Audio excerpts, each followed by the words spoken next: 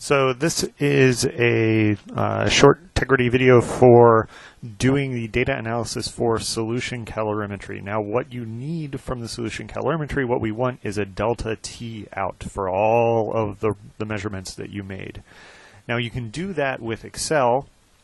You can do it with Igor, you can do it with Origin, you can do it with whatever you want, but it turns out that LoggerPro is really convenient for doing that. So we're going to go through quickly how to do that so you can see basically what you need to do, but also the easiest way that we have come up with to do that. So here's LoggerPro, I've got it open. It's on the laptops in 427, it's on some of the instructor computers. You're welcome to use those. There's also a program called Lite that the company makes that's free to download. I have not had a lot of success in figuring that out. It may have everything you need to do this, but I haven't quite sussed out exactly how to do it. So we'll stick with LoggerPro for the time being. So the first thing we need to do is get our data into here. So I'm going to go to File and then Import from Text File. And I'm going to pick one of my files, or actually one of your files. There we go. So this file is perfect as an example of why we need to do this, because while I wanted delta T out of this, there is no obvious final temperature in this case. It just goes up very slowly and sort of turns over. So finding the actual difference in temperature, the instantaneous temperature change, is going to be very hard. Now finding the initial temperature change, that's fairly easy. So that's just the point in time along the x-axis where the plunger was pushed, the start of the temperature. It's the bottom of the rise. We can find that out very easily by going up to the Analyze menu and selecting Examine. What this does is it will follow the data points, so it syncs to them automatically. And then it gives you an XY readout up in the little box.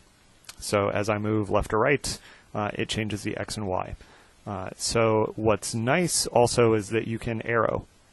So I can arrow through each individual point, get it exactly where I think the temperature rise will be, or the initial temperature, and record that temperature and that time. So 184.5 is the time that I want to keep track of later, and then the initial temperature is 21.6661. That's the initial. I need the final now. If all were perfect, the temperature would just instantaneously jump up and to whatever final value it was at 184.5 seconds and then stop changing. That's not the case. So what we need to do is back extrapolate what that is going to be. What that temperature would be at that time. We can do that by doing a linear fit of the data after the temperature rise and then back extrapolating using that linear fit to find the temperature at 184.5 seconds here. So what I can do in LoggerPro, and what's beautiful about doing this in LoggerPro, is that I can simply click and drag on the linear portion of the graph up here to select it. And then I'm going to use the little linear fit button. I click that and it automatically fits a line to that. I can drag the box out of the way.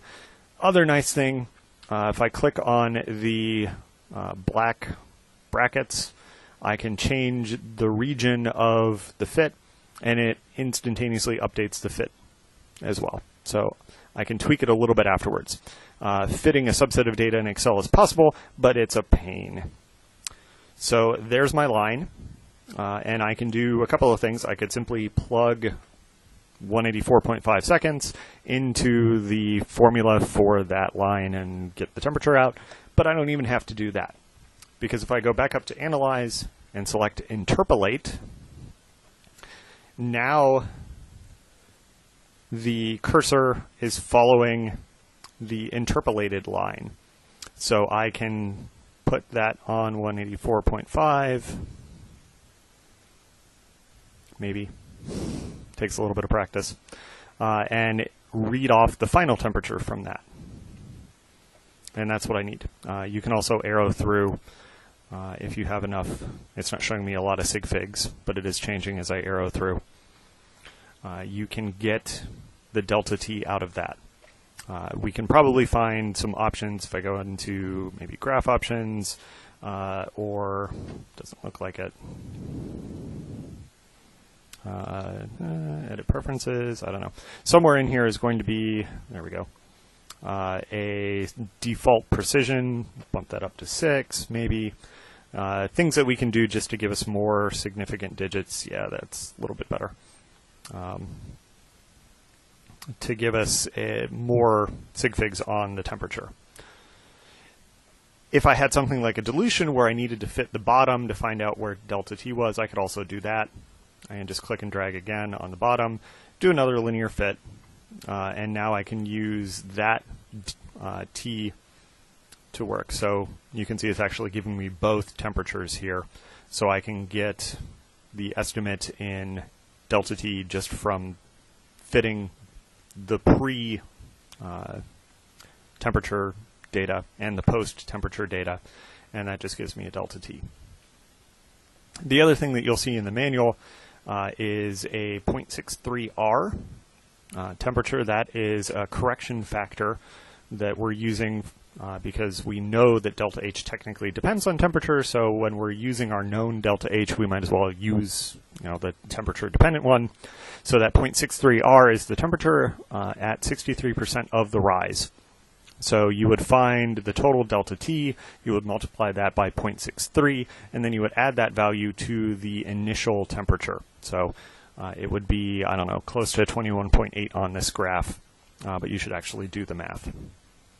This method works a lot better to come up with delta T's than the manuals version, which, if memory serves, may in fact tell you to print out the graph, get rulers, or it will have some fancy formula that basically boils down to a difference in y equals mx plus b's. We can do it this way. Like I said, you can do this in Excel as well, just by fitting subsets of data and then solving y equals mx plus b for the x value, the time that you need. But LoggerPro has been a little bit more convenient to do it. And remember, you have to do this for 9 data sets. Good luck.